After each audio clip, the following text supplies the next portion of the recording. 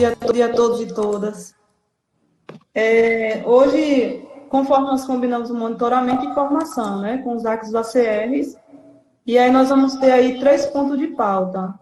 Um é a questão do acompanhamento, né, daquela planilha, que é aquele PTM, o nome dos beneficiários, todas aquelas informações das atividades que os técnicos do MOC acompanham vocês. Hoje vai estar com vocês o Alexandre, né, que é nosso convidado e nosso contribuinte aí. E nós vamos estar falando também sobre a síntese vamos fazer uma apanhada aí, uma síntese do CAD Cidadão, né? Aí a gente faz uma conversa também. E a formação com o Alexandre, que é o complemento daquela live de boas práticas de formação e boas práticas de fabricação e manipulação dos alimentos. Ok? Está todo mundo me ouvindo? Sim. Nós estamos 23 pessoas no momento. Tirando os técnicos, então, nós temos aí presente 19 ACAs e ACRs. Então, vamos dar continuidade, né? Dar continuidade com a apresentação de boas práticas. Deixa eu reiniciar aqui a apresentação. Se por acaso o áudio ficar ruim, vocês me falam, porque eu desativei a câmera. Que o que acontece? Quando a gente está utilizando a câmera e o microfone, se a sua internet estiver ruim, o áudio vai travar. Se o seu computador estiver sobrecarregado, com muito programa aberto, o áudio também pode travar, vai depender das configurações do seu computador. Mas bora lá, eu vou deixar a minha câmera fechada e vou iniciar a apresentação de boas práticas. Ok. Nós estamos com 18 ACR e 4 técnicos.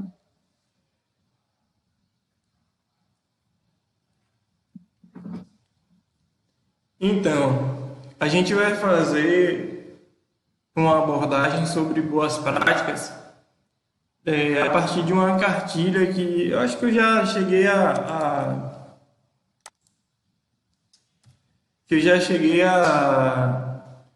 a sugerir para alguns de vocês, que é uma cartilha não lembro se é do Ministério da Saúde ou se é da Agência Nacional de Vigilância Sanitária, que é a cartilha de boas práticas de fabricação para serviço de alimentação.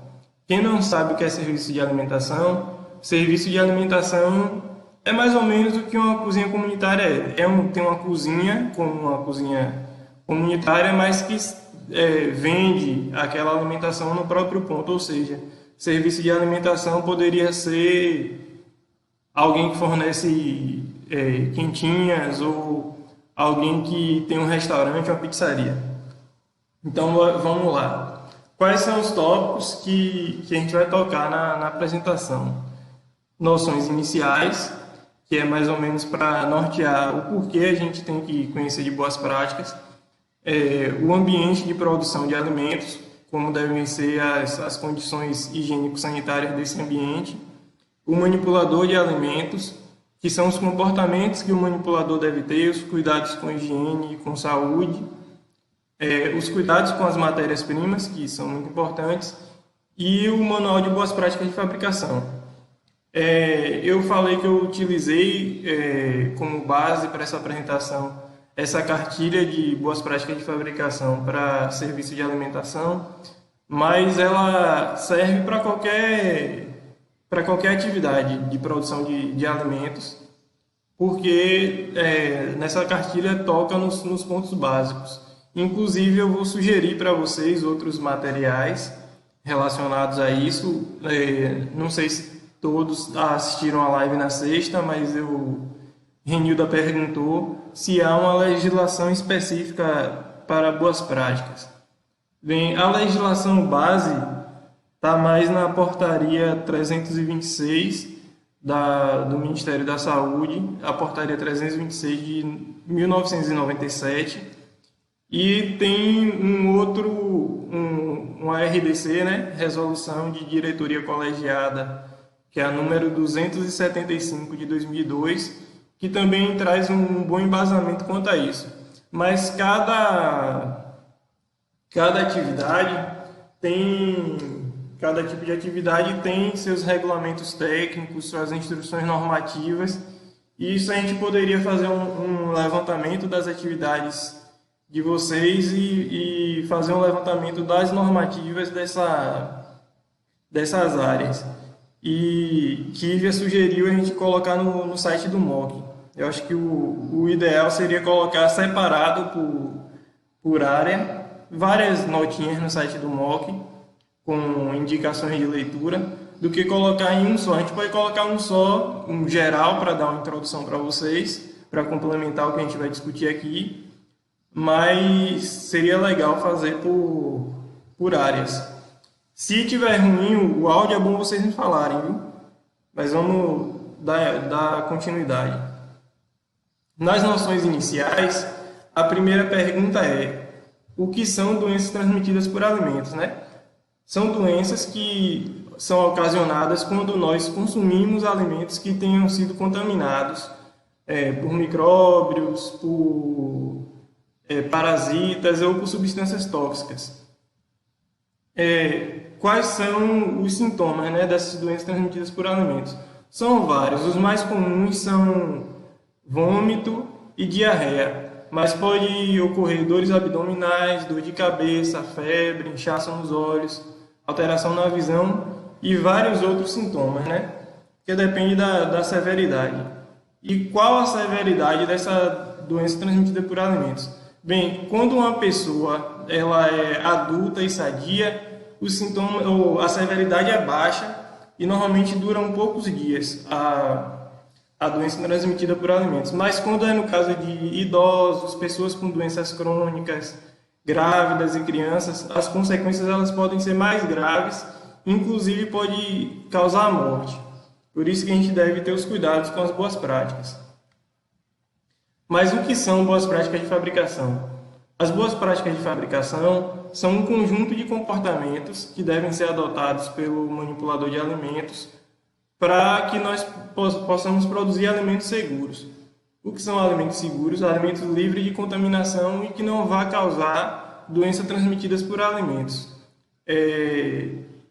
Essas boas práticas dependem também de como é feito, né, no empreendimento. Elas podem ir desde a produção no campo até a venda para o consumidor final. Por exemplo, vamos dizer que a gente tem uma fábrica de polpa de fruta e o nosso empreendimento tem um pomar. Tem as boas práticas de fabricação lá no momento da coleta, da seleção, que isso também confunde um pouco com as boas práticas agropecuárias, né? Que a gente podia resumir o nome como manejo. Aí as boas práticas são aplicadas para evitar que haja a contaminação dos alimentos e que os alimentos produzidos num determinado ambiente ou manipulados, né, que você pode ser até inclusive um revendedor, você tem que aplicar as boas práticas para evitar que esses alimentos que sejam produzidos ou manipulados causem doenças transmitidas por alimentos no seu consumidor. O que é contaminação? A contaminação de um alimento ela ocorre quando esse alimento, durante o seu processamento ou sua manipulação, entra em contato com a substância contaminante, que, como eu disse antes, pode ser por parasitas, por micróbios ou por substâncias tóxicas. A maior parte das doenças transmitidas por alimentos que nós temos são causadas por bactérias prejudiciais à saúde. Aí nós partimos para a definição do que são parasitas, né?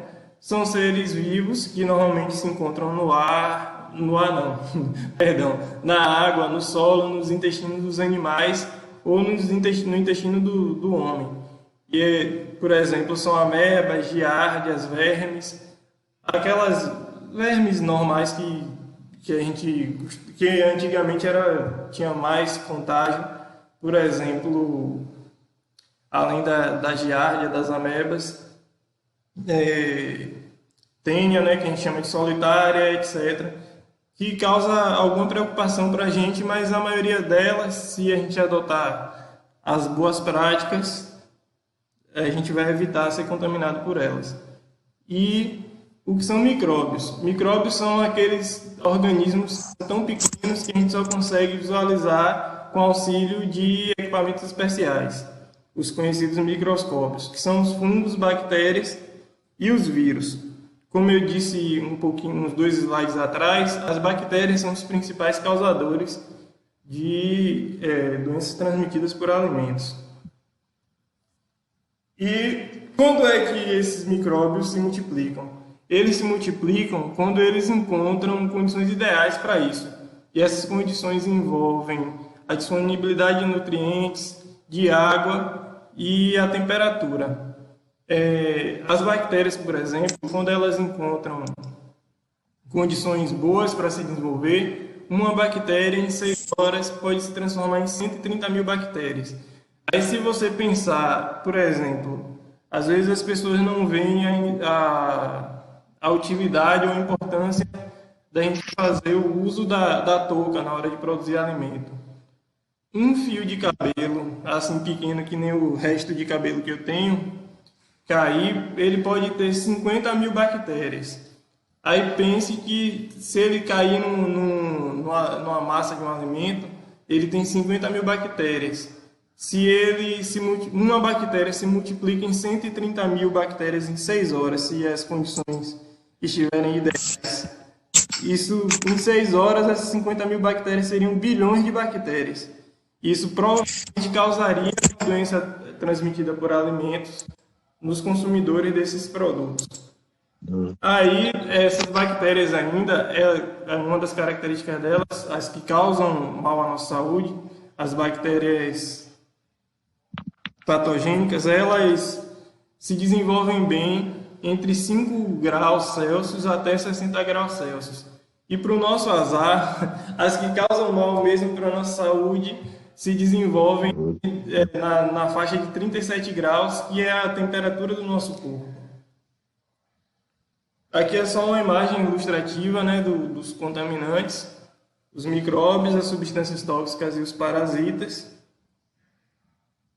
E agora a gente vai partir para o ambiente de produção. Se eu estiver falando muito rápido também, vocês falam, né? Porque é só uma revisão do que... um apontamento do que a gente discutiu anteriormente. Mas se vocês tiverem alguma dúvida, vocês falam. Mas se não tiver, a gente parte para o ambiente de produção. Deixa eu só beber uma água aqui enquanto vocês decidem se tem dúvida ou não.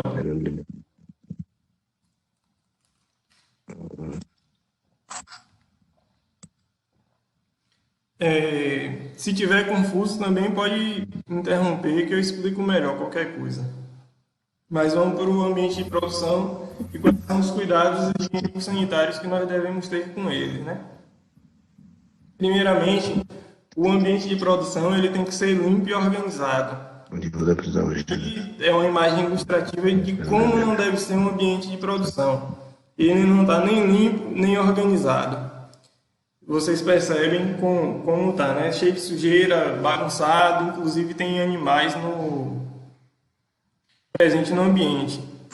Já na próxima imagem, vocês já percebem um ambiente mais organizado e limpo também, e sem a presença de insetos nem do gatinho que tinha lá. Não sei se deu para vocês notar na imagem, que talvez algum de vocês estejam, a maioria pode estar no celular.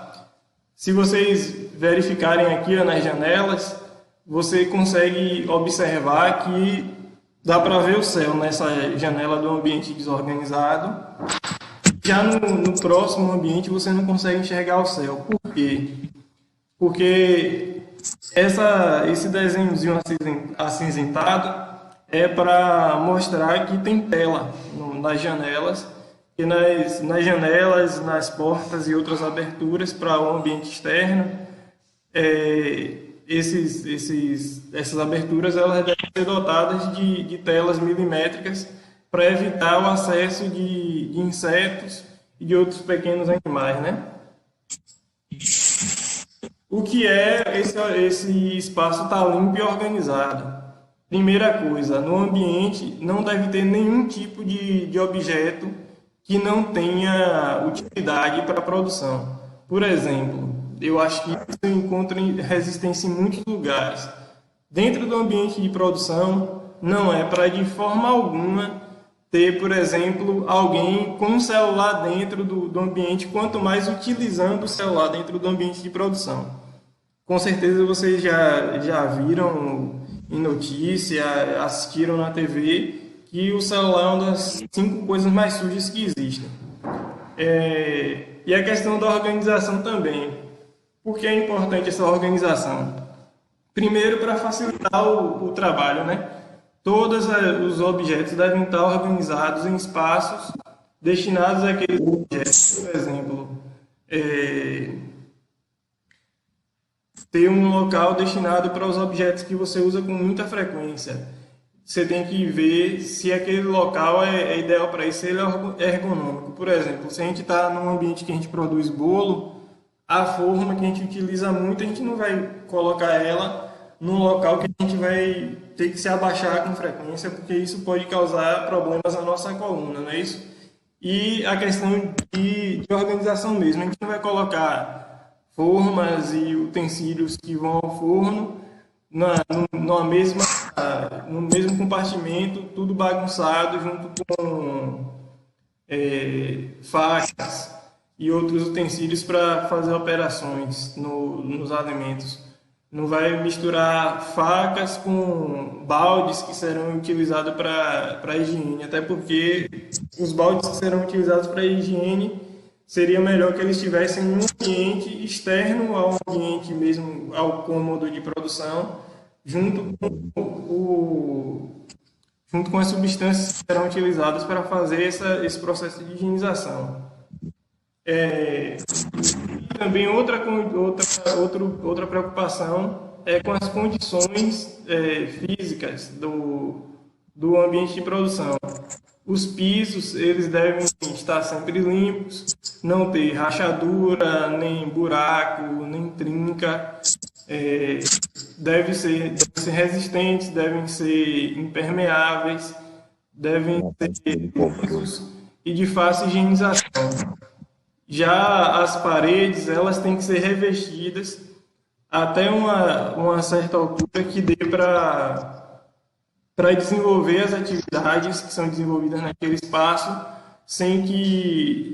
de forma satisfatória. Por exemplo, eu já ouvi absurdo de chegar pessoas da vigilância sanitária do município e mandar o pessoal colocar piso do chão até o teto. Ou então o pessoal entendeu que tinha que colocar revestimento do chão até o teto, mas é desnecessário. Por exemplo, pode ser do chão até 1,60 m de altura, do chão até 2 metros de altura, contanto que contemple a execução das atividades. Por que tem que ter esse revestimento?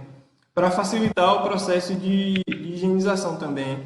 E da mesma forma que os pisos, o revestimento das paredes deve ser liso, impermeável, resistente, não ter defeitos, né, como eu falei, buracos, rachaduras, trincas. E quanto ao teto, no teto, ele deve ser de cor clara, não deve ter formação de umidade, nem deve ter também acúmulo de mofo. Já falei, né, que tem que ser de cor clara. E ele tem que ter um pé que garanta uma boa circulação de ar, porque isso, além de evitar que ocorra a proliferação de micro-organismos, porque ele vai evitar, com o pé direito alto o suficiente, com uma boa circulação de ar, vai ter a remoção da umidade no ambiente e removendo a umidade de dentro do ambiente, você reduz a probabilidade, por exemplo, de multiplicação de mofo. Algumas bactérias, as bactérias precisam de umidade, né? Eita, peraí que eu vou desligar o microfone aí que tá ligado. Mentira.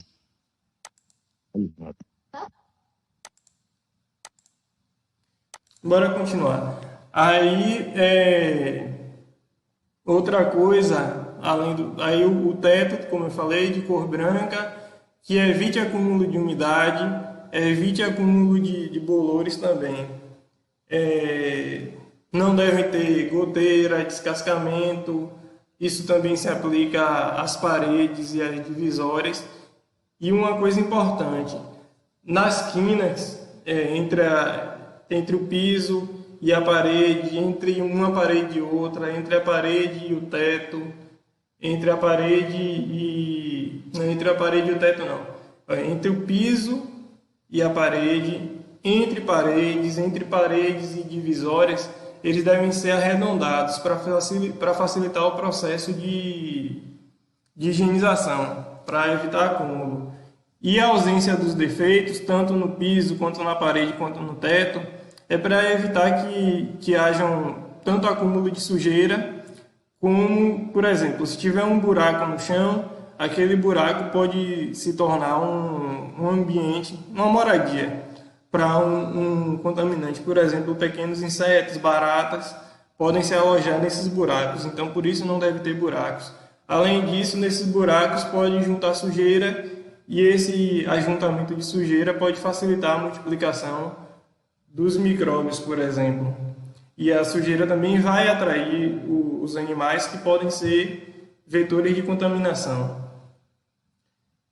A limpeza deve ser feita sempre que necessário, inclusive antes e após a produção, porque acontece muito, por exemplo, do pessoal fazer a limpeza depois de produzir e no dia seguinte vai produzir novamente e pensa, não, o ambiente já está limpo.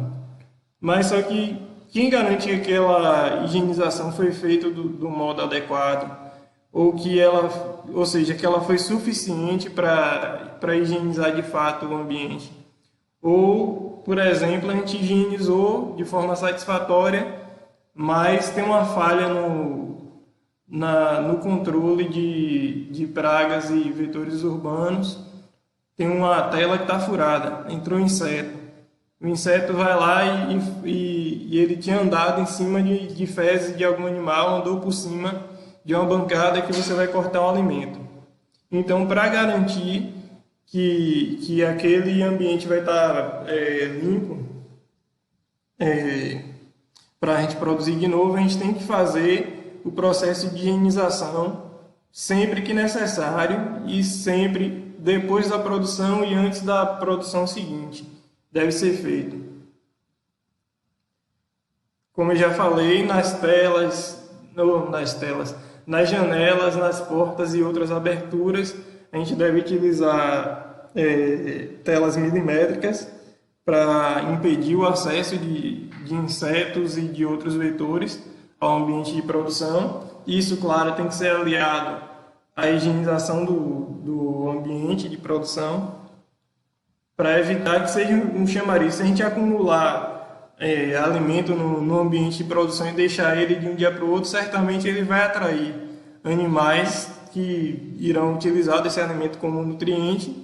Então ele vai lá em busca daquele nutriente e vai contaminar o seu ambiente. Por isso que a gente tem que dar bastante ênfase nessa questão da higienização do ambiente, aí aliar com essas telas milimétricas. E claro, né, as telas milimétricas têm que estar em bom estado de conservação também. Como eu disse, no ambiente de produção de alimentos ele não deve ter nenhum objeto sem utilidade. O celular, que eu já citei anteriormente, não deve entrar no ambiente de produção. Para isso é que no ambiente de produção existe o espaço destinado a ser vestiário. No vestiário, por exemplo, deve ter um compartimento individual para que cada manipulador envolvido na produção guarde seus pertences. Não deve ter nenhum tipo de objeto sem utilidade. Coloquei aqui pá, bola de futebol, cone, só para exagerar. Talvez o cone, depender do ambiente de produção, se a gente for utilizar uma barreira técnica, para sinalizar que naquele espaço começa uma barreira técnica. Uma barreira técnica ou física, quer dizer, são duas coisas diferentes, barreira técnica e barreira física.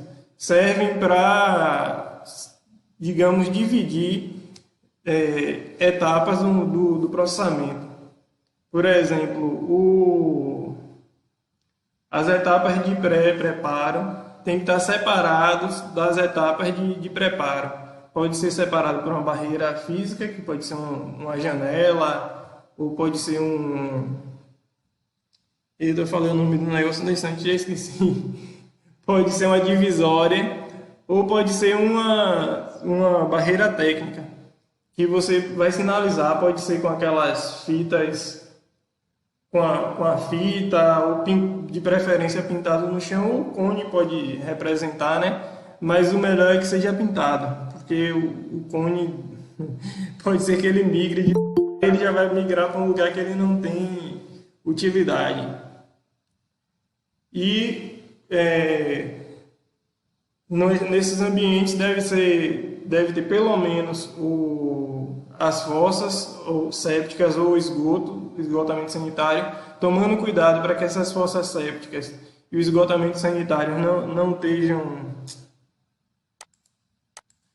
não estejam próximos, né, à nossa fonte de captação de água, o nosso fornecimento de água. E as fossas e as caixas de gordura, elas têm que estar do lado de fora do ambiente de produção para evitar a proliferação de baratas.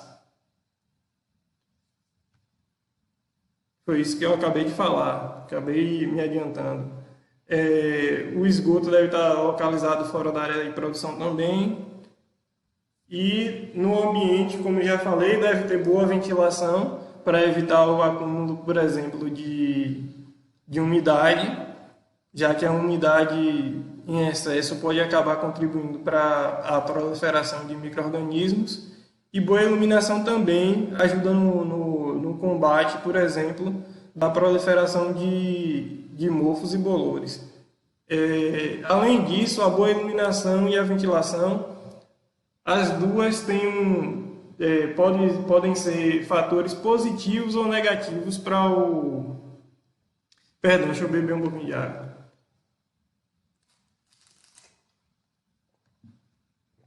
Podem ser fatores negativos ou positivos sobre o desempenho do colaborador.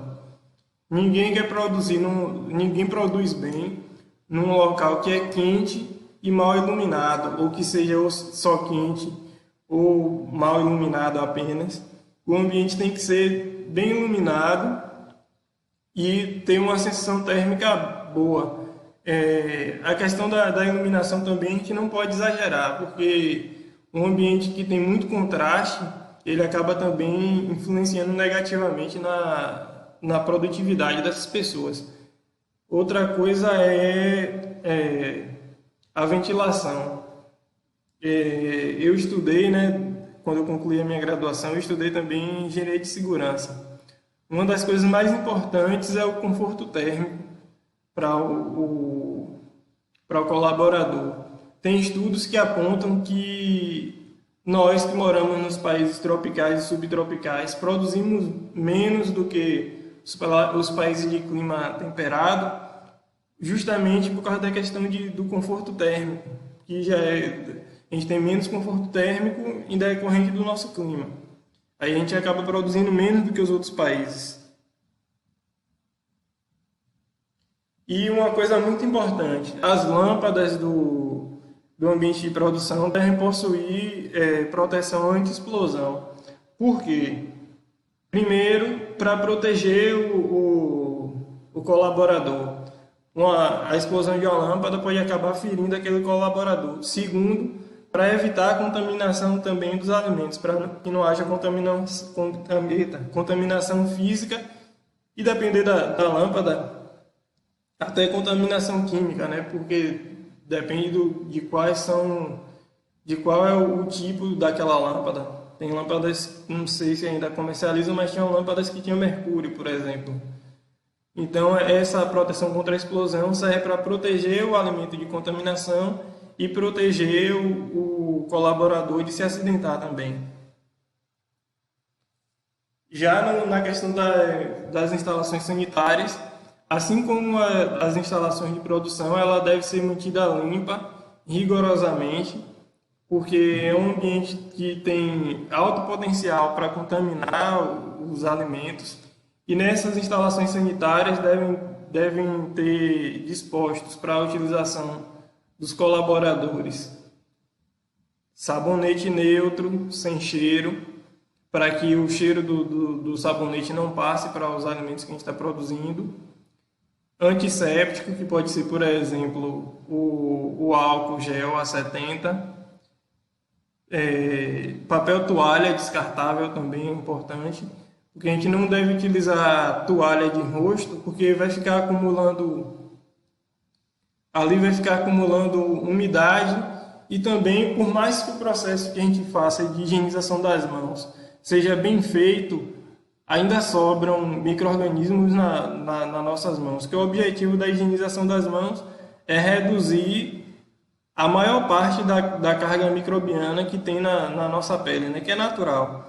E que a gente pode, além da natural, a gente pode acabar contaminando nossas mãos. Por exemplo, se a gente for ao banheiro e não higienizar as mãos, a gente contaminou a mão e necessariamente a gente vai contaminar o alimento quando a gente manipular ele. Aí as lixeiras no ambiente de produção, vocês vejam aqui abaixo do repositório de papel toalha, lembrando que papel toalha tem que ser papel toalha não reciclável. Abaixo dele tem uma lixeira, e ela é uma lixeira sem tampa, mas o indicado é que seja uma lixeira com tampa, com acionamento por pedal, para evitar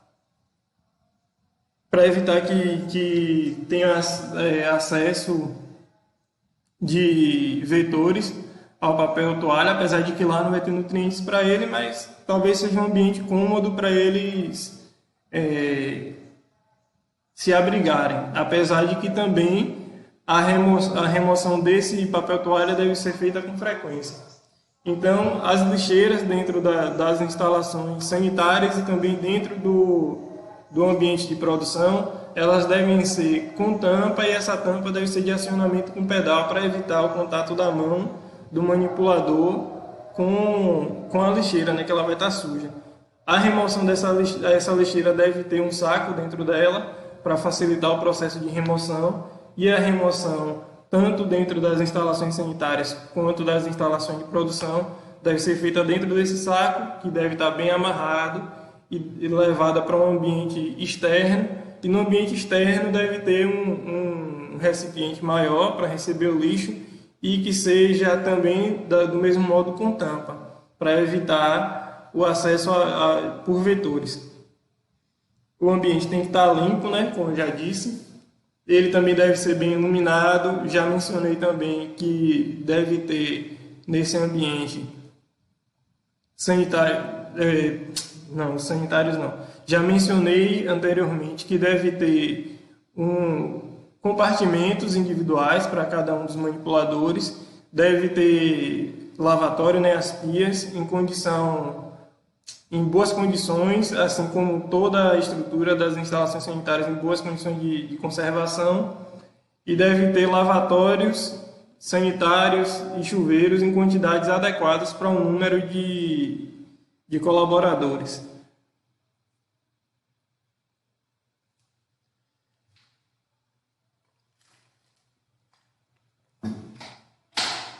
Já quanto às superfícies que entram em contato com os alimentos, elas devem ser mantidas limpas, devem ser bem conservadas, ou seja, ter boas condições de conservação, não ter rachadura, trinca ou outros defeitos.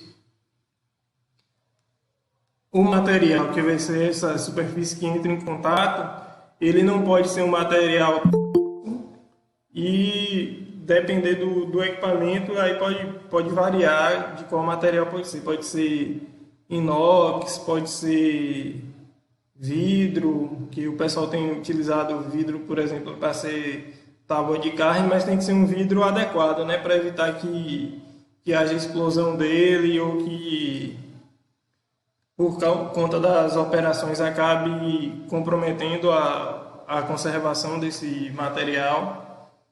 Enfim, elas devem ser bem conservadas e ser mantidas limpas. E quais os cuidados que a gente deve tomar com a água que a gente utiliza no ambiente de produção?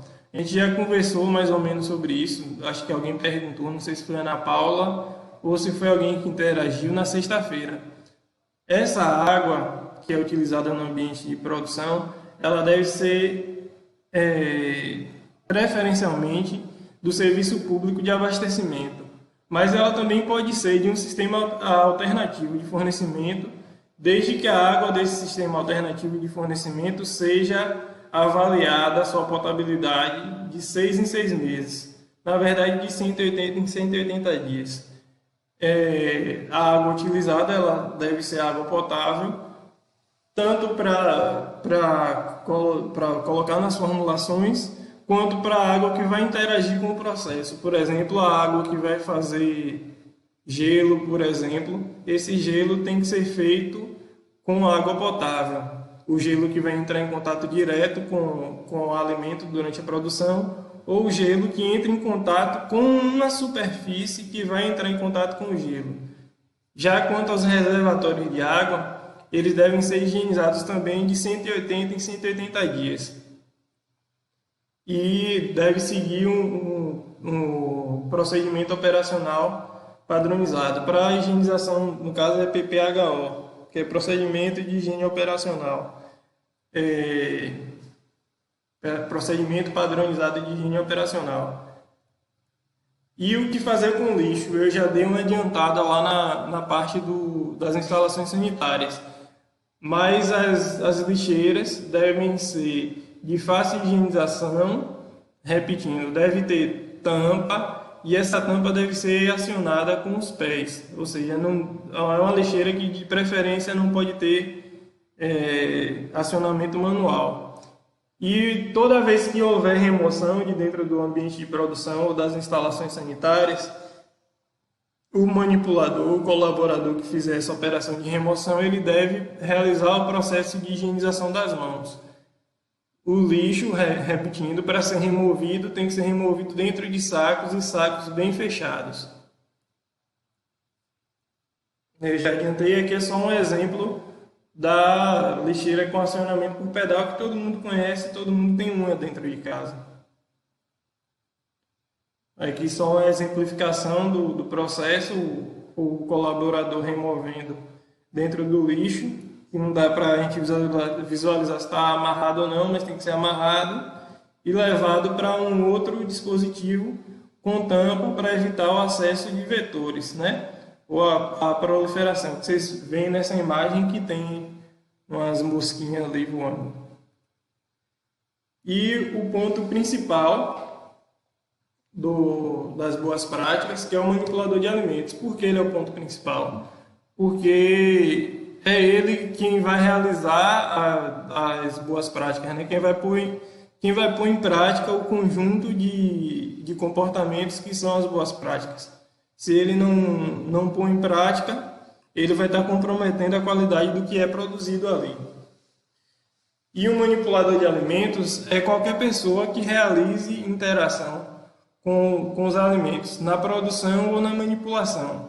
É aquela pessoa que vai fazer a compra, que faz o transporte, que faz a recepção, que faz a higienização do que foi recepcionado, que faz a seleção, que faz o acompanhamento, por exemplo, vai no depósito de matérias-primas, fazer o acompanhamento para ver se aquela matéria-prima ainda está própria para a realização do processo de produção. Ou quem, por exemplo, corta, raspa, coloca para assar, quem transporta o produto pronto, quem vende é manipulador de alimentos. Que é mais ou menos o que está aqui nessa definição.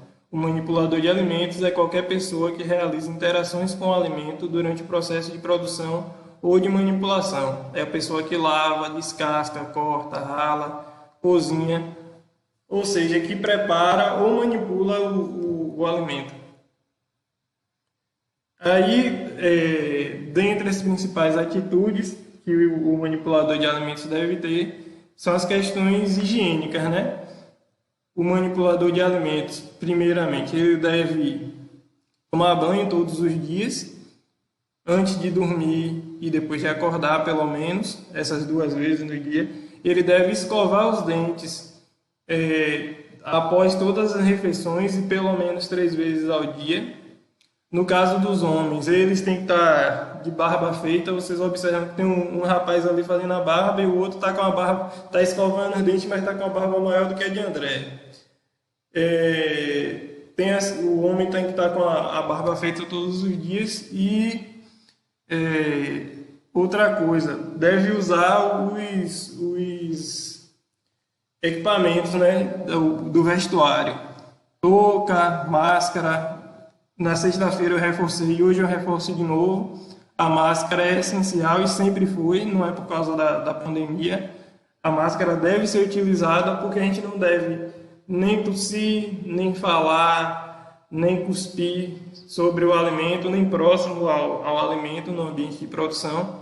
Falar às vezes é inevitável, por isso a gente tem que usar a máscara e a gente não pode respirar também sobre o alimento, né? A respiração da gente pode levar a contaminantes, que também, como é natural a gente ter bactérias e outros micro-organismos na pele da gente, a gente também tem dentro do nosso sistema respiratório. E uma das coisas mais importantes para o manipulador de alimentos é fazer a higienização das mãos de modo correto. O que é que acontece? Essa imagenzinha aqui é para mostrar para a gente que a maioria das vezes a gente não faz o processo de higienização das mãos de modo correto. A parte que está vermelha são as áreas que nós frequentemente esquecemos de lavar. A parte que está azul são as áreas que dificilmente a gente esquece de lavar. E a área meio rosinha são as áreas que a gente não lava. É a área que a gente lava direito, é essas áreas rosinha. A área azul é que a gente dificilmente esquece de lavar. Aí o processo de higienização das mãos, ele deve seguir um procedimento operacional padronizado, também conhecido como POP, que é, resumidamente, a descrição sucinta das etapas que devem ser realizadas para a lavagem da mão e outras operações, mais para frente eu falo. E além desse POP, próximo aos lavatórios, ou seja, as pias de lavar a mão, deve haver placas para auxiliar na orientação do processo, como essa imagem aqui que está projetada. O processo, acho que eu não vou repetir o processo, porque eu exemplifiquei naquele dia, na sexta-feira, como é que a gente deve fazer ele. Mas eu vou repetir ele de forma resumida. Inicialmente, a gente tem que molhar as nossas mãos. O acionamento da torneira, de preferência, deve ser automático. Mas o acionamento automático, por exemplo, o fotovoltaico, que é aquele que a gente encontra nessas torneiras de ambientes públicos, que a gente passa a mão e a água cai, é caro. Pode ter também um menos caro, que é o acionamento com os pés, com um pedal semelhante ao da lixeira. E eu acho que quem tem mente traquina, e quem tem mente para estar realizando invenções, pode fazer tranquilo um dispositivo de ativação por pedal. Só precisa de um pouquinho de pesquisa, acho que consegue. Enfim, bora dar continuidade.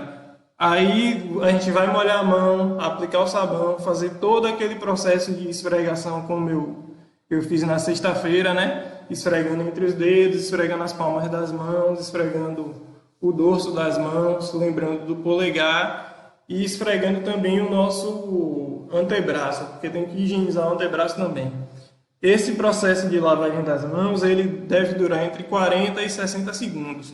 E após a gente esfregar as nossas mãos e antebraços, a gente vai remover o sabão com a água corrente também. E depois da remoção, secar elas com o papel toalha não reciclado e depois aplicar a substância sanitizante, né, que pode ser o álcool gel 70. E além dos cuidados antes de eu passar para lá, tem a questão do vestuário. Depois eu mostro para vocês uma imagem do vestuário que eu acho que eu acabei de esquecer de colocar nessa apresentação. Deixa eu ver se o manipulador que está lá na frente tem. Aqui, pronto. Ele deve estar utilizando touca, avental, a máscara, luvas, dependendo do processo, é necessário utilizar uma calça e um sapato fechado. Nem todos esses são obrigatórios. Talvez em algumas etapas você não precise utilizar o avental. A máscara, principalmente no período que a gente está vivendo agora da pandemia, é essencial a utilização da máscara. As luvas, como eu falei, é essencial. O sapato fechado é essencial. A calça também e todo esse vestuário, de preferência de cor clara. Aí, além dos cuidados com o ambiente, com a higienização e com o manipulador, a gente tem que ter cuidado com as matérias-primas. Primeiro, a gente tem que selecionar bem o local que a gente vai comprar. Não adianta a gente aplicar boas práticas no nosso ambiente de fabricação se a gente vai comprar num local que não toma cuidado nenhum com o que vende, que as boas práticas são inexistentes ou mal aplicadas. Por isso a gente tem que procurar locais limpos, organizados e confiáveis. Quando a gente chegar das nossas compras, vamos supor, não lembro, acho que é em Cansanção que o pessoal tem a cozinha comunitária. Vamos dizer que a gente vai fazer numa das cozinhas comunitárias salgados, doces salgados, doces finos, não sei o nome dessas coisas não. Mas bora lá. Aí a gente vai comprar, vai fazer coxinha, essas coisas que precisa de carne, de frango, carne de boi. E a gente faz as compras, compra farinha de trigo, ovos, a carne. Obviamente, a primeira coisa que a gente vai fazer para armazenar, a gente vai armazenar primeiro, seriam as carnes, porque são mais perecíveis. Aí depois a gente partiria para os menos perecíveis. E os locais de armazenamento devem estar limpos, organizados, ser bem ventilados, ser protegidos de insetos e de outros animais. Os outros, por exemplo, se a gente vai armazenar farinha de trigo, a gente compra aquele pacote, aquela saca de, acho que é 50 quilos, né, ou são 60. A gente vai armazenar ela não pode ser armazenada diretamente no chão. Ela deve estar pelo menos sobre um pallet ou um estrado, para evitar o contato direto com o chão, e também não deve estar colada com a parede, né? Deve estar afastada da parede e do teto. E essas matérias-primas, insumos que a gente vai armazenar, todas devem estar afastadas do chão, do teto e das paredes, de forma que permita a gente realizar o processo de movimentação dele e de higienização do espaço também. E facilitar a ventilação, como eu já disse antes. Além disso, a gente não deve comprar ingredientes que vier com embalagens danificadas, seja lata amassada, seja lata furada, saco furado. Nada disso a gente deve comprar. Por exemplo, a gente compra e o fornecedor vai levar lá, no ambiente de produção da gente. A gente tem que observar todo o processo de recebimento, verificar os prazos de validade para aquilo que tiver validade, verificar o estado da matéria-prima ou do insumo que você está recebendo, porque se não tiver de acordo com o que você comprou, você devolve, você está pagando, então você tem que tomar esses cuidados. E tem que limpar sempre as embalagens dos produtos, higienizar os produtos. Tem alguns que tem algumas... que pode ter alguma dificuldade de higienização, por exemplo, o material que vem em saco de papel. Mas aí a gente busca estratégias para garantir a higienização dele, mas de modo geral, tudo que a gente compra e vai armazenar, a gente tem que limpar. Caso você compre um ingrediente, comece a utilizar e não utilize totalmente, a gente tem que identificar quando ele foi aberto, até quando ele pode ser utilizado e, se puder, colocar dentro de outros recipientes para, digamos, selar, se for o caso, por exemplo, de farinha.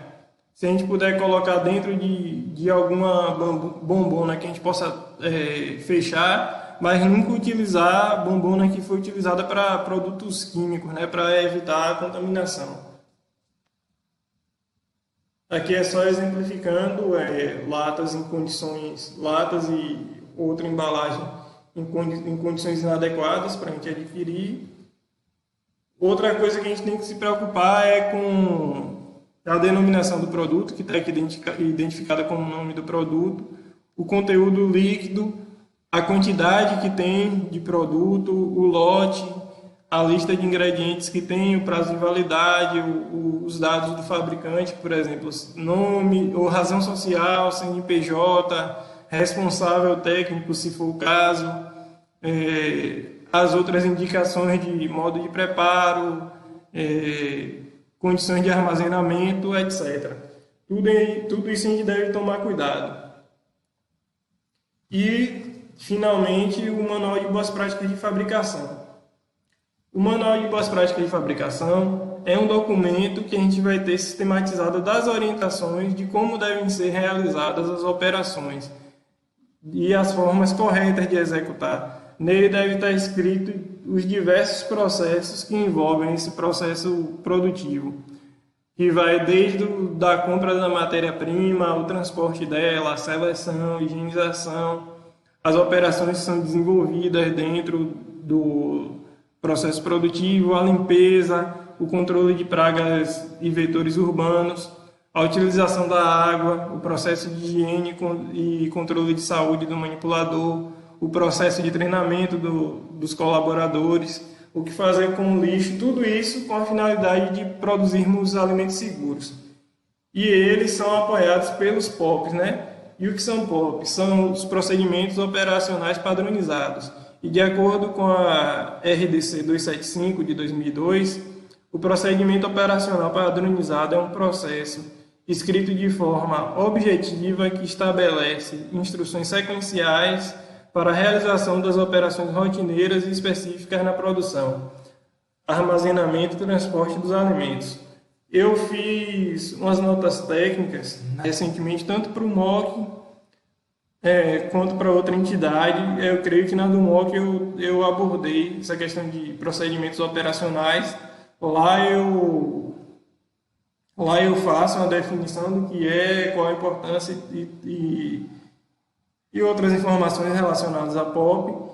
E eu coloco como exemplo um POP, se não me engano, de higienização dos reservatórios de água. Aqui algumas sugestões de leitura. A RDC 275 de 2002 da Anvisa, a cartilha sobre boas práticas para serviço de alimentação, que foi a cartilha que eu falei lá no início, a portaria 326 de 97 do Ministério da Saúde e tem um manual de boas práticas de manipulação de alimentos da Secretaria de Educação do Estado do Paraná. Eu posso passar o link para vocês. Se não me engano, eu coloquei todos esses nas notas técnicas. E boas práticas de manipulação de alimentos também está repetido. E tem boas práticas de fabricação de alimentos na agroindústria, que é da SDR, que foi aqui da Bahia mesmo, que foi do projeto Prosemiário. Tem 2 volumes. Se eu não coloquei nas notas técnicas, eu posso passar para vocês. E é isso. Cadê? Pronto? Pronto, parei a apresentação, mas esqueci de perguntar. Alguma dúvida? Eu ia perguntar, mas tudo bem. Pergunte. Não, eu volto para a apresentação. Peraí que eu só vou pegar água aqui para mim. Não, na apresentação não. Eu ia perguntar para os APR e para os ATA, né?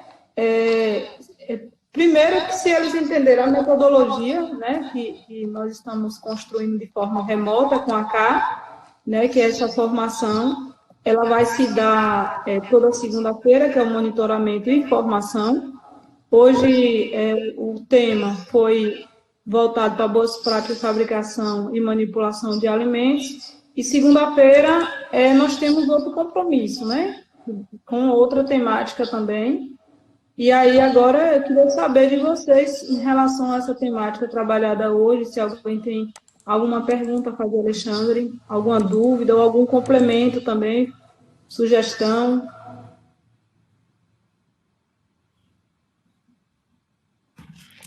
Esse monitoramento vai ser semanalmente? Toda segunda-feira. Até quando? A gente acordou isso, Abraão, não sei se você participou da conferência junto com a CA, com José Silva e com os assistentes territoriais, com os ACRs e ACAS também. Então, é durante esse período do plano emergencial que a CA deu aditivo ao MOC de 2 meses. É o plano emergencial por causa da pandemia. Entendi. E lembrando que, reforçando as palavras e nossa conversa com o Zé Silva, tem uma orientação também que foi repassado para os ACRs de que forma eles devem seguir nessa pandemia. Ok? Então, bora voltar aí para a questão das dúvidas em relação a boas práticas de fabricação e manipulação de alimentos. Alguém tem dúvida? Ou complemento?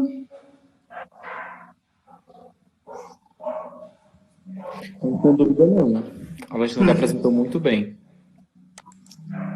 Abraão ainda falando, né? Mais alguém? Uma coisa que eu lembrei, eu vi Rosana tirando a máscara dela. O povo, não, pode ficar com sua máscara, menina. Oxe, você não tá só. O que acontece? É uma coisa que o povo faz muito. Coloca a máscara, aí chega no ambiente e deixa a máscara no queixo. Aí, ou seja, tá deixando exposto a boca e o nariz. Não pode. Aí tem o povo que deixa só o nariz de fora. Também não pode. E isso já teve briga, viu? É sério. Quando eu comecei a trabalhar no MOG, acho que na primeira vez que eu participei de uma formação assim, aí depois o pessoal foi produzir, eu briguei com a moça. O negócio foi feio. E Alexandre, sua câmera está fechada. não, deixa fechada porque a internet daqui tá lenta. Aí, deixa eu ver se fica melhor agora. Aí, num lugar que eu estagiei, acontecia muito disso. O pessoal era muito bem treinado. Uma vez eu entrei lá sem a touca, eu tava com o cabelo raspado, na zero mesmo, sem a touca. Esses caras só faltaram me matar. Mas aí eles tinham cuidado com utilizar todos os equipamentos do vestuário, fazia o processo de higienização das mãos tranquilo. Eu chegava lá, de manhã os caras estavam fazendo a barba. Tomava todos os cuidados, mas a máscara era uma tragédia. Aí pegava a máscara, começava no lugar certo, né, aqui, cobrindo o nariz. Depois a máscara estava abaixo do nariz, daqui a pouco estava abaixo da boca, daqui a pouco já estava no pescoço. Se duvidar, tiravam a máscara. Isso é terrível, eles eram extremamente bem treinados, mas eu sei qual é o problema. A máscara causa um desconforto térmico terrível para a gente começa a respirar. Rosana mesmo que usa óculos, deve ficar com óculos embaçado o tempo todo. Aí eles ficavam tirando a máscara, aí tirava a máscara para conversar. E o certo tá causando desconforto, você pode sair no meio da operação, você sai, vai dar uma respirada fora, mas aí quando for voltar para dentro do ambiente de produção, você tem que tomar todos os cuidados com a higienização que você tomou quando entrou nele a primeira vez. Se você utilizar a bota, por exemplo, acho que lá na unidade de beneficiamento da Coapit, o pessoal deve utilizar aquelas botas aí de légua branca. Aí não é todo lugar que tem, né? Tem que higienizar as botas. Às vezes um pé de luva já dá uma ajudazinha, mas normalmente o pessoal cobra aquele lava-botas. Tem lava-botas que é 20 mil reais, mas tem gente que faz lava-botas de concreto mesmo, de cimento, e faz um revestimento, bota uma piazinha lá, dá um jeito de acionar com os pés e lava a bota, por exemplo. Tem que fazer, se você for no banheiro, que o banheiro tem que ser do lado de fora, você tem que higienizar a sua bota quando entrar, você tem que higienizar as suas mãos quando voltar de novo. Se você usa um jaleco, por exemplo, ou um avental, você não pode levar o avental no banheiro, você não pode levar o avental para tirar o lixo, você tem que deixar na entrada para não contaminar o seu avental, que não adianta nada você estar utilizando um avental e levar para uma área que não tem os mesmos cuidados com higienização e voltar para a produção. É erro que o pessoal comete muito. Mas é isso. Se vocês tiverem mais dúvidas, se tiverem dúvidas, acho que está todo mundo tímido hoje. Parece que presencialmente o pessoal fica mais solto. Eu, particularmente, eu vou fazer igual a Abraão, né? Eu gostei muito da sua apresentação, Alexandre, muito bem explicada, detalhadamente, né? Bem detalhada Tem mais alguém, gente, que quer Mas isso interagir? deixa eu dizer uma coisa para vocês, isso foi muito rápido. Mas que já está acostumado e você já tem. Muito boa mesmo. Sim, Agda. Sim, muito boa mesmo a sua apresentação, importante. Mas a gente enfrenta mesmo grande resistência, principalmente no uso de máscara na produção, né? Porque o pessoal tem muita dificuldade, né, na respiração, né? E aí, para tentar conscientizar esse povo a utilizar essa parte que é a gente mesmo, né? O pessoal da cozinha que trabalha em grupo. É um negócio bem complicado, né? Mas vamos lá. A luta, ela... Eu lembrei de uma coisa que eu não falei. Mais alguém? Não pode utilizar nenhum tipo de adereço, seja anel, relógio, gargantilha, pulseira, brinco, argola, nada disso. Não pode. Foi outra coisa que já teve briga também, informação. Que, tipo, eu quase botei unha pintada, informação por causa disso. importante também que a unha esteja higienizada, pintada, né? É. Ou não esteja pintada, né? Não, a questão, por exemplo, nesse mesmo lugar que eu fui estagiar, eu não manipulava o alimento, eu era só estagiário, eu ficava de olho lá, às vezes eu ajudava o pessoal, porque se você não ajudar, o pessoal não contribui para o seu estágio.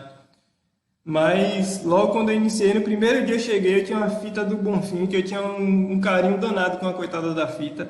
Quando eu entrei na fábrica, o povo já foi arrancando fora. Depois desse dia, nunca mais eu coloquei. Isso tem quantos anos? Tem 9 anos já. Mas não pode utilizar nenhum tipo de adereço para evitar levar contaminação. E outra coisa, tem homem que não quer fazer barba de jeito nenhum. Hoje eu não faço porque dificilmente eu entro num ambiente de produção. Mas quando eu vou fazer algo, hoje é como o André disse, é a pandemia. Mas hoje se eu for fazer uma formação presencial, como é que eu vou falar para um homem que ele tem que raspar a barba dele, se eu for com minha barba sem raspar? Logo quando eu iniciei no MOC, eu fazia minha barba diariamente mesmo. Hoje que eu parei porque tem tido menos formação, mas gestão também não é muito voltada para isso, né? Mas quando acho que eu fiz algum na Copa Sabu uma vez com Ilza, acho que eu fiz alguma com Renilda, não foi? Não, Renilda fez só. Mas eu sempre me preocupo em fazer a minha barba, porque como é que eu vou cobrar pro cara que ele faça a barba dele se eu fui lá apresentar para ele sem fazer a barba? Mas tem umas coisas que é bem complicado. A questão da lavagem das mãos é uma coisa que tem que ser batida o tempo todo. E o pessoal reclama também quando tem formação. Ah, Alexandre, eu já sei isso daí. Tem gente que acha que já consegue apresentar no meu lugar. Eu largo lá e a pessoa apresenta para mim. Mas só que esse tipo de formação de boas práticas tem que ser realizado com frequência. E é repetitivo mesmo, não tem jeito, porque a gente acaba adquirindo vícios. Por exemplo, a questão de dar lavagem das mãos, você está lá cortando alguma coisa, sem utilização de luvas, aí daqui a pouco você vai mexer no forno. Você mexeu no forno, filho, você tem que pegar e lavar a mão. Aí, por questão do hábito, aí você acha prático, você mexeu no forno, você não vai lavar a mão, vai lá e mete a mão mesmo no alimento. Isso é errado, a gente tem que lavar a mão, é chato, mas é necessário, a gente está ganhando dinheiro para fazer aquilo. A gente não está produzindo em casa, a gente produz e faz as coisas de qualquer jeito em casa, quando você vai comer, porque se ficar doente, quem vai ficar doente é você. Mas a pessoa, a gente produz algo e o cliente da gente fica doente. A gente que é da agricultura familiar vai ser o primeiro a ser culpado. Essa questão que você falou de não entrar na parte da produção, do processamento, com pulseiras, brincos. Teve uma vez aqui que eu precisei barrar uma pessoa, porque ela queria entrar, né? Era uma equipe, um grupo, só que quando eu falei que esses acessórios se fazia necessário tirar para entrar na parte do processamento, ela não quis, porque disse, como é que eu quero tirar a foto lá dentro, como é que eu vou tirar sem meus brincos, não sei o que. Bom, você vai ter que fazer a escolha, ou tira seus brincos e entra, ou então, infelizmente, vai ter que ficar. Então, ela optou por ficar, porque não quis tirar os brincos. Mas é aquela questão, é questão de conscientização mesmo. A pessoa tem que entender que ali é uma parte de processamento de alimento. Isso. Aí essa pessoa que não queria tirar esse brinco, Deus livre, acontece que ela vai, cai um brinco, aí depois ela mesma encontra nenhum mel que ela comprou, é esse brinco dentro. O que era que iria acontecer? É. Então, é essa questão de conscientizar e a gente ser rígido mesmo. Isso. Passar para as pessoas a importância e ser rígido. É. Assim, aí pega, não cheguei a brigar, né? Graças a Deus, igual você disse que teve um pega aí, mas é questão de a gente conscientizar as pessoas em relação a isso. É um empreendimento que a gente trabalha, uma vez teve um problema. Acho que tinha uma pessoa que trabalhava como merendeira no município, tinha alguma rusga com alguém do empreendimento. Essa pessoa inventou que tinha uma gilete dentro de uma polpa de frutas. Aí, como foi que o povo safou? Porque eles aplicavam as boas práticas no lugar que produziam polpa de fruta e o pessoal da vigilância foi fazer porque é praxe, né? Se teve uma notificação, a vigilância tem que fiscalizar o local. Foi lá fiscalizar e não identificou nenhum indício de que poderia ser contaminado por uma gilete, uma polpa de fruta. Aí foi por isso que eles se safaram. O que é que a gilete faz dentro de um ambiente de produção de polpa de fruta, pelo amor de Deus? Complicado, né? Gente, é 11h27 já, né? As horas passaram voando. Tem mais alguém que quer interagir com o Alexandre, com dúvida, com complemento? Rosana, Mandacaru. Alexandre, Fale, estou ouvindo. eu queria que o Alexandre falasse. Eu queria que o Alvin falasse sobre quais são os sanitizantes adequados, tanto para a limpeza dos equipamentos quanto para a limpeza do espaço. Deixa eu fechar a minha câmera aqui para... Ah, não, tá indo, bora lá. Rosana, primeiro, é como eu falei na sexta-feira, não sei se você estava, vai depender do que é que você produz. A higienização, primeiro, é feita a remoção das sujidades em excesso, né? Como eu falei na sexta, tirar o grosso no popular, que é feito com água corrente e sabão neutro, sem perfume. Aí depois disso que vai ser aplicado o sanitizante. Depender do que é processado. Por exemplo, se for processar derivados de leite, que às vezes tem deposição dos sais que tem no leite. Aí, dependendo do equipamento, tem que fazer a remoção dessa deposição de sal, aí utiliza alguma substância ácida, por exemplo, para ajudar na remoção de água quente, aí tira, e depois aplica o sanitizante. Pode ser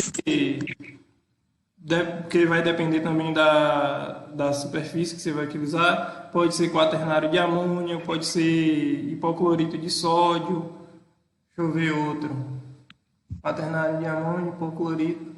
Esses são os mais utilizados, mas eu posso dar uma pesquisada de acordo com a atividade.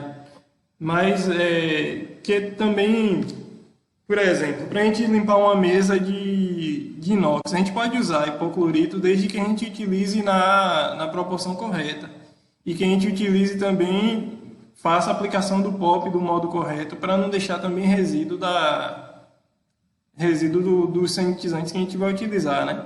Aí por isso também tem a questão do controle de qualidade da água, que deve ser bem feito, porque às vezes o resíduo a gente vai ter que remover com a água. Porque depende muito, são muitos, mas os mais comuns são hipoclorito e quaternário de amônio, porque são mais baratos.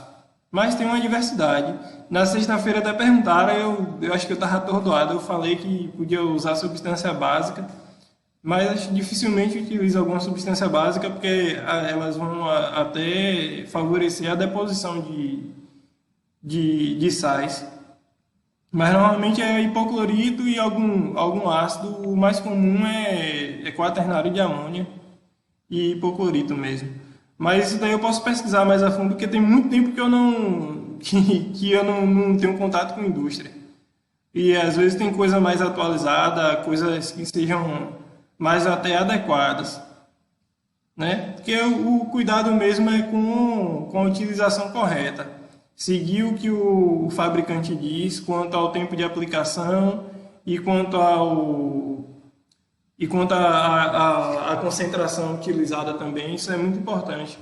Porque às vezes a gente vai por exemplo, o hipoclorito, que é cloro, água sanitária, às vezes a gente exagera. Um litro de cloro dá para limpar um tanque de 1.000 litros de água. Aí o povo vai jogar num balde de 20 litros, joga metade da vasilha de cloro, quer matar a pessoa. Isso causa intoxicação e cloro é uma coisa que a gente tem que ter muito cuidado. É bastante tóxico. Uhum. Mas, Ok. Mais alguém? a sua cadeia é glicuri, né? Roupa de fruta. Roupa de fruta, fruticultura. Tem que dar uma pesquisada, mas acho que no caso depende do sistema. Se for CIP, deve usar quaternário de amônio, que deve ser bem parecido com o do leite. No lugar que eu trabalhava, usava quaternário de amônio. Mas eu dou uma pesquisada, porque vai depender dos equipamentos também que vocês utilizam. CIP, o que é CIP? É Clean Place, que é, ou seja, ela é higienização no local mesmo. Os próprios equipamentos fazem a higienização. Quando é CIP, é a gente mesmo que faz, né? Higienização manual. Mas eu dou uma pesquisada, opa, né? Alguém mais que tem alguma dúvida nessa questão de higienização dos ambientes de vocês, que aí eu já aproveito que eu vou pesquisar o de polpa e pesquiso para as outras também.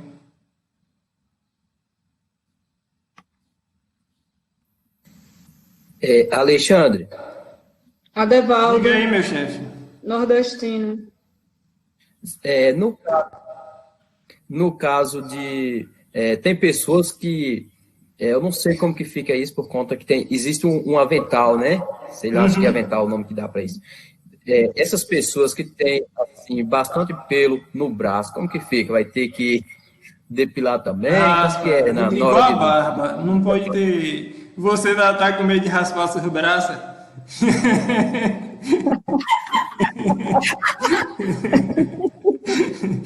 Eu tenho sorte que meu braço não tem... Na perna tem, agora no braço não tem nenhum. Já é... Ué, Patival. Mas tem que tomar cuidado com o pelo. Você ia no rosto, no braço, na perna não, que a perna não vai ficar exposta, né? Mas no braço tem que tirar. Ou então pelo menos aparar. Se sentir confortável, aparar e utilizar a luva. Só que a luva é complicada demais, é calor. Mas tem prática que é essencial utilizar a luva. Mas o certo é aparar mesmo.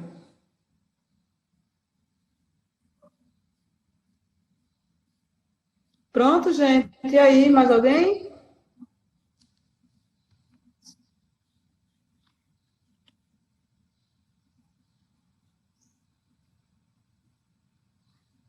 Pelo visto não, né, Alexandre?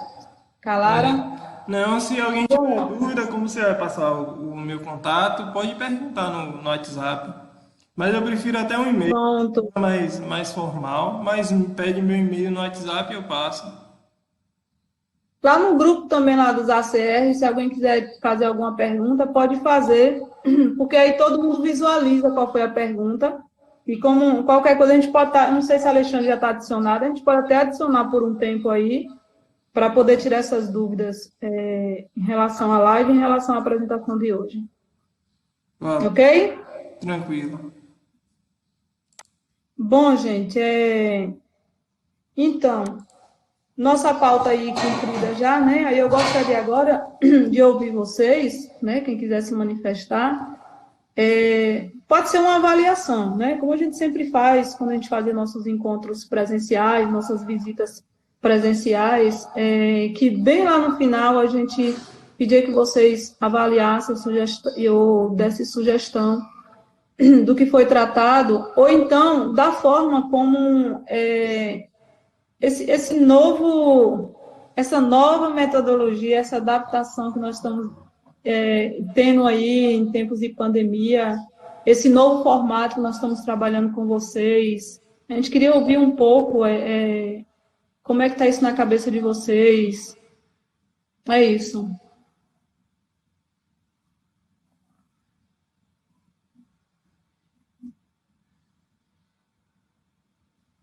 E aí, gente, se gostaram, se não gostaram, pode ser assim, vocês estão tímidos hoje, o que foi?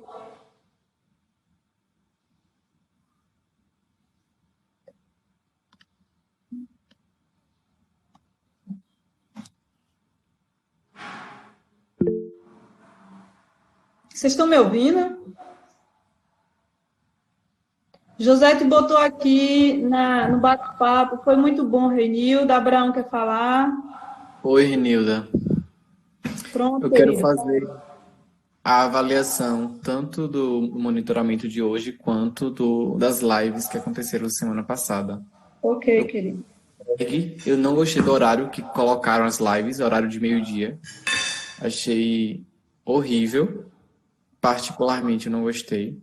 Eu não consegui acompanhar todas, porque o horário de meio-dia é o horário que eu estou fazendo meu almoço.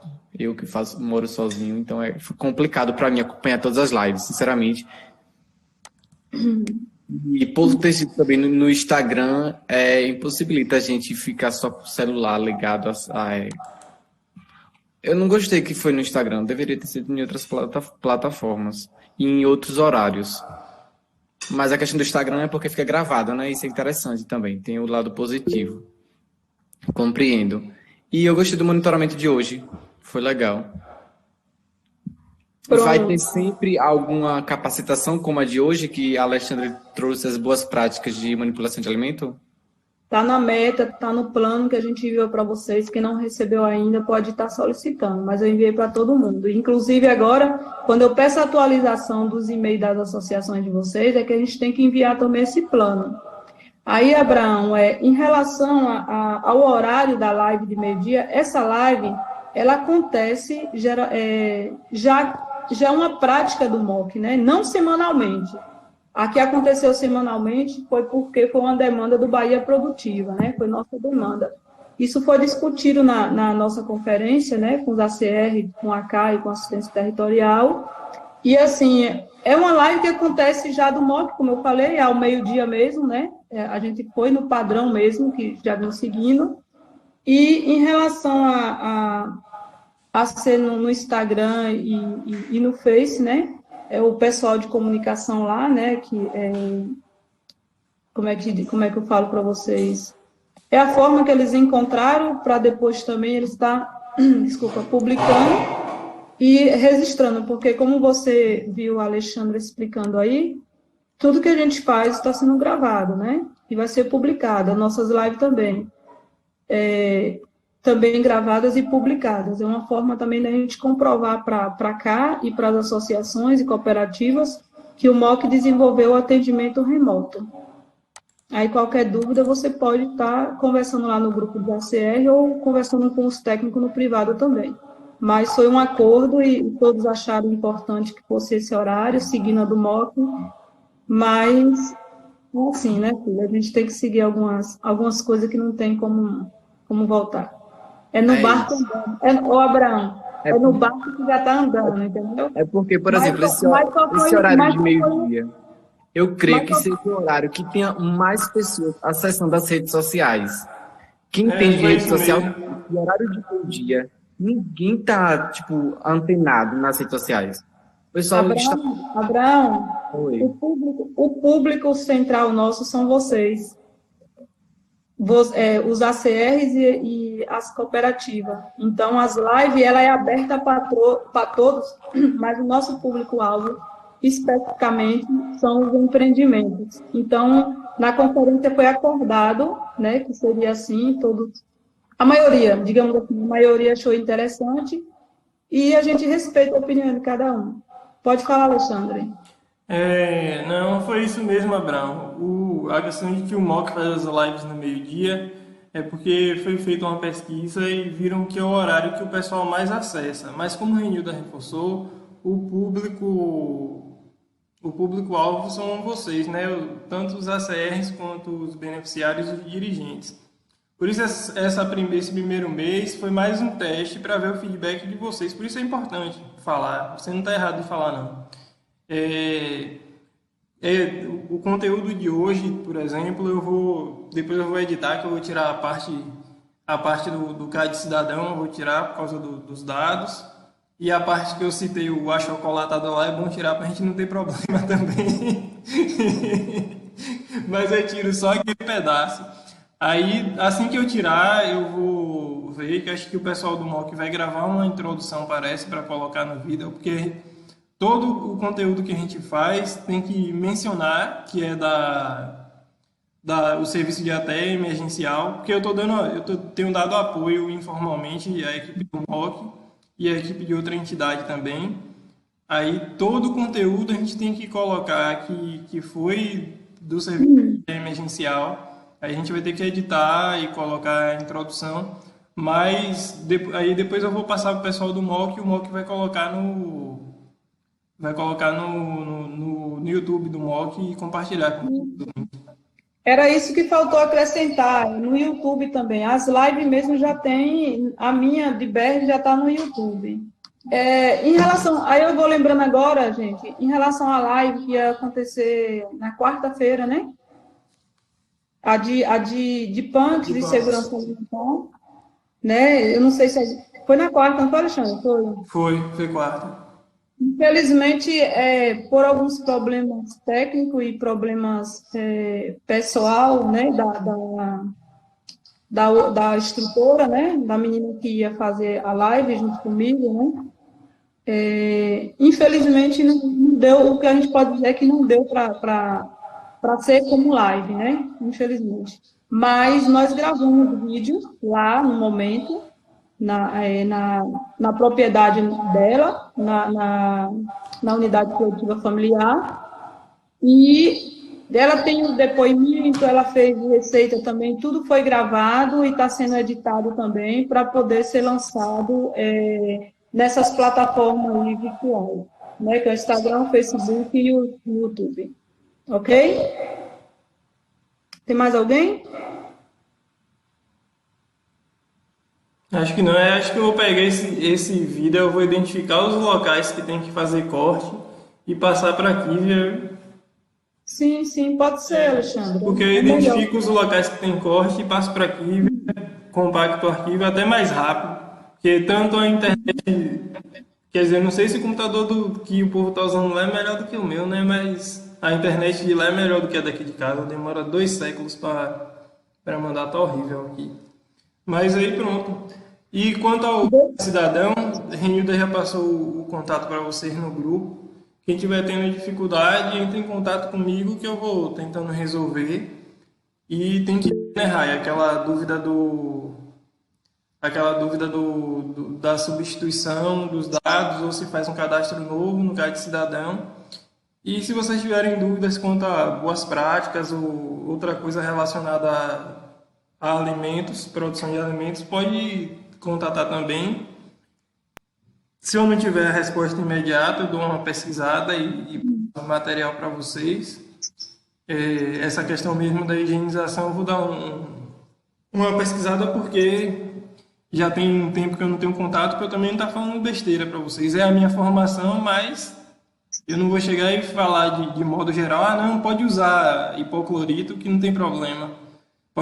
Tem alimentos que podem ter problema com hipoclorito. Ou então pode utilizar quaternário de amônia. Não posso chegar para vocês e falar isso, eu tenho que pesquisar. Além do que, derivado de amônia, às vezes, se utilizado com uma quantidade muito alta, pode ser um potencial cancerígeno, por exemplo. Alexandre, tem Amônia algumas. não, eu confundi amônia com benzeno. Mas a amônia também não é muito bom utilizar muito, não. Sim, Rai. Tem algumas mensagens aqui. Josélia, foi muito bom, Reinilda. Ah, eu Ariane, vi, ali, eu vi. foi ótimo. Rosana, a metodologia é muito dinâmica e auxilia muito no processo de aprendizagem. Eu também concordo, viu, Rosana? Eu acho que, eu já tinha dito isso na conferência, né, junto com a Cá, que essa forma, agora a gente acabou formando a liga, né, Alexandre? A bendita liga. Nós estamos formando a liga, porque todo mundo dialoga de uma forma que todos estão ouvindo o que o outro está falando, do que a gente fazer a ligação para um, ligar para o outro, aí fica na dúvida, aí não sabe se a CA sabe, não sabe se a assistente territorial sabe, não sabe se a coordenadora do campo está a par daquela situação, não sabe se o técnico que acompanhou no encontro passado, se ele pode atualizar aquilo. E aqui todo mundo conversando praticamente ao mesmo tempo, né? E ouvindo, todos ouvindo ao mesmo tempo, eu acho que a gente consegue avançar mais. Eu estou muito feliz com essa, infelizmente por causa da pandemia, né? Mas, por outro lado, eu estou muito feliz com essa nossa interação. Eu acho que a gente estamos mais unidos, nós estamos mais preocupados com os problemas e os objetivos em comum, né? A gente vê a situação, se tem algum problema lá com o Renilton, com a apicultura, a Ariane ou outro, a IBER já está a par da situação. Não é diferente do meu caso também, quando eu tenho algum problema em alguma cooperativa ou em alguma associação, Alexandre já sabe, Berg já sabe, Renilton já sabe. E não é diferente também de vocês, gente, porque quando vocês colocam aqui as dificuldades, que é isso que a gente espera no próximo monitoramento, que vocês possam se abrir mais, né? Hoje foi o primeiro monitoramento remoto, mas nos demais vocês possam interagir mais, participar, e nós vamos contribuir da melhor forma possível. Aí a Ariane coloca aqui, a única negatividade é a NET. A Cássia, resumindo, hoje tem live, acho que hoje tem live do MOC, mas a temática não é com Bahia Produtiva, não, é outra temática lá. Alguém, não sei se a Alexandre sabe dizer. Ariane, Alexandre, não tem live hoje, menina, pode confirmar. Não. Okay. Não tem live hoje. Renilda que pode confirmar.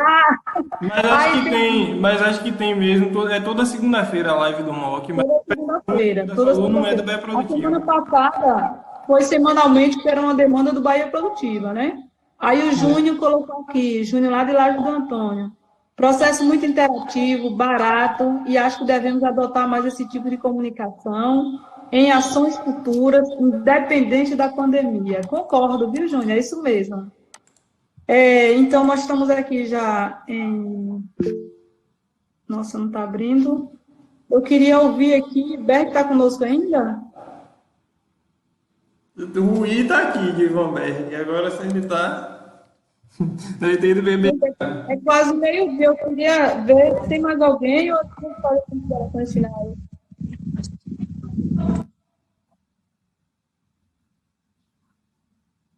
Pelo silêncio, bora lá, Berg.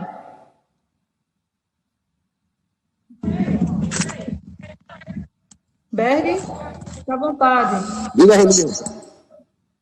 Pode fazer suas considerações. Não, assim, foi interessante, eu acho que tirou um bocado de dúvida, acho que a participação, eu acho que só ficou mesmo sem participar Giva, que ele botou aí no grupo,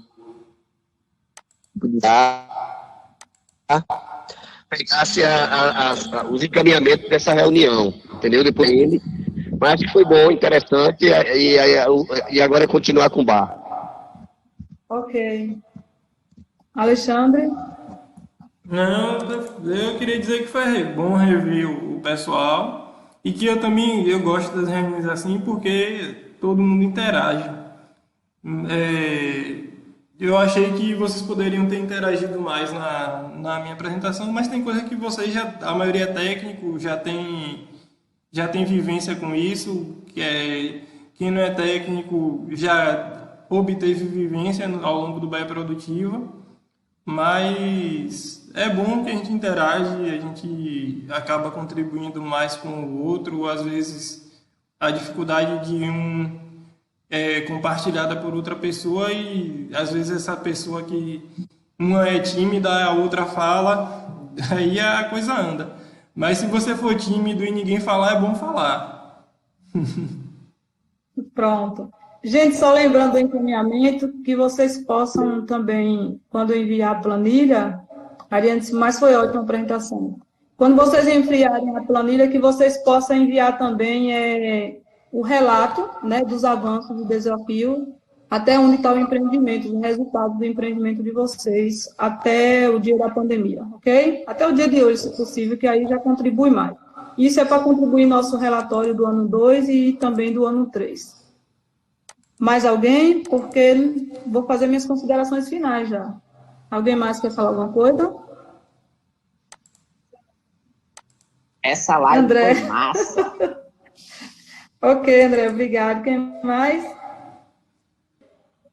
Gente, eu queria agradecer a todos e a todas pela participação. Foi muito bom esse momento, viu? A gente para por aqui, essa formação e esse monitoramento, mas segunda-feira temos outro encontro marcado, né? E também, durante a semana, vocês podem estar interagindo no nosso grupo dos ACAS e dos ACR, vocês podem estar interagindo também no privado com os técnicos respectivos a cada empreendimento, e pode também estar interagindo através do e-mail, viu? Nós vamos fazer o possível para estar respondendo, atendendo cada um remotamente. Ok? Um abraço a todos, até a próxima. Até, tchau, tchau. Falou, tchau, boa tarde para todos. Valeu, Alexandre. Agora vocês podem falar o que vocês quiserem. Já parou a gravação? Não parou ainda não. A Terra à Distância é uma adaptação das atividades de assistência técnica e extensão rural do Bahia Produtiva, projeto do Governo do Estado da Bahia por meio da Secretaria de Desenvolvimento Rural do Estado da Bahia, executado pela CAR, Companhia de Desenvolvimento e Ação Regional, com recursos provenientes de acordo de empréstimo com o Banco Mundial. Essa modalidade visa dar continuação às atividades de capacitação e apoio para produtores, associações, cooperativas, empreendimentos produtivos e agentes comunitários rurais.